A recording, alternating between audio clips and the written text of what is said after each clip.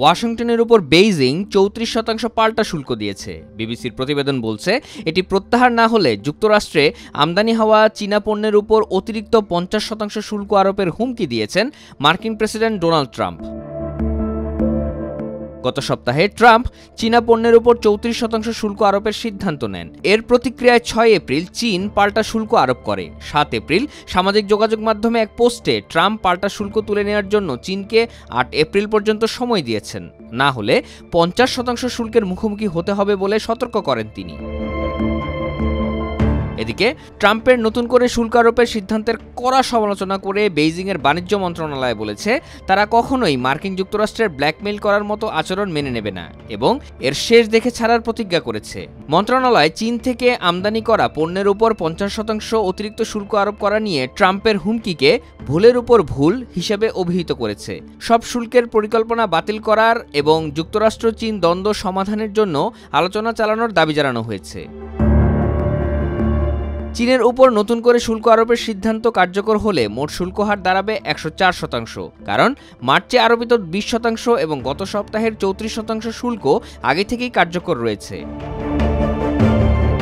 ৭ April truth সোশ্যালে এক পোস্টে Trump বলেন, চীন তাদের পাল্টা ব্যবস্থা প্রত্যাহার না করলে তাদের সঙ্গে সব আলোচনা বাতিল করা হবে। তিনি আরও জানান, বিশ্বব্যাপী যেসব দেশ যুক্তরাষ্ট্রের সঙ্গে আলোচনায় আসছে তাদের সঙ্গে ন্যায্য চুক্তি হবে, কিন্তু কোনো শুল্ক বিরতি বিবেচনায় নেই। ট্রাম্প অভিযোগ করেন, আমরা স্পষ্ট সতর্কবার্তার পরও চীন পাল্টা শুল্ক আরোপ করেছে। আমি বলেছিলাম, যুক্তরাষ্ট্রের বিরুদ্ধে শুল্ক বসালে সঙ্গে সঙ্গে নতুন এবং আরও বেশি হারে শুল্ক আরোপ করা হবে। এর জবাবে বেইজিং কড়া ভাষায় প্রতিক্রিয়া জানিয়ে বলে, চীনকে চাপ দেওয়া বা হুমকি দেওয়া কোনো যুক্তিসঙ্গত কৌশল নয়। যুক্তরাষ্ট্রে চীনা দূতাবাসের মুখপাত্র লিউ পেংইউ এক বিবৃতিতে বলেন, যুক্তরাষ্ট্রের এই তথাকথিত পারস্পরিকতার নামে একতরফা আচরণ তাদের আত্মকেন্দ্রিক স্বার্থ রক্ষা করতে গিয়ে অন্যদের বৈধ অধিকার ক্ষুণ্ণ করছে। এটি একতরফা নীতি, সুরক্ষাবাদ ও অর্থনৈতিক আগ্রাসনের উদাহরণ। হোয়াইট হাউস থেকে দেওয়া বক্তব্যে ট্রাম্প বলেন, স্থায়ী শুল্ক আরোপ এবং চুক্তি সংক্রান্ত আলোচনা উভয়ই চলতে পারে। তিনি যুক্তরাষ্ট্রের $৩৬ ট্রিলিয়ন ঋণের প্রসঙ্গ টেনে বলেন, এটি এমনি এমনি হয়নি। আমরা এখন চীনের সঙ্গে এবং আরও অনেক দেশের সঙ্গে একটি ন্যায্য ও ভালো চুক্তি করব। তিনি যোগ করেন, এখন যুক্তরাষ্ট্রই সবার আগে। চীন থেকে যুক্তরাষ্ট্রের সবচেয়ে বেশি রপ্তানি হয় বৈদ্যুতিক যন্ত্রপাতি, কম্পিউটার, আসবাবপত্র, খেলনা, যানবাহন ও বিভিন্ন যন্ত্রাংশ।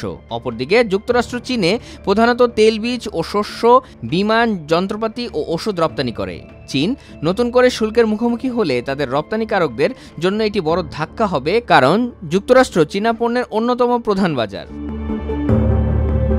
শুল্ক ঘিরে এই অনিশ্চয়তায় ৭ এপ্রিল বিশ্ববাজারে ব্যাপক অস্থিরতা দেখা দেয়। বাজার খোলার পর যুক্তরাষ্ট্রের শেয়ার বাজারে ফের বড় ধরনের পতন ঘটে। ইউরোপের প্রধান বাজারগুলোর মধ্যে লন্ডনের FTSE 10 সূচক দিন শেষে ৪% বেশি নিচে নেমে আসে। এশিয়ার বাজারে ছিল আরও বড় ধস। ৭ এপ্রিল হংকংয়ের হ্যাংসেং সূচক 13%-এরও বেশি পড়ে যায়, যা 1997 সালের পর একদিনে সর্বোচ্চ পতন।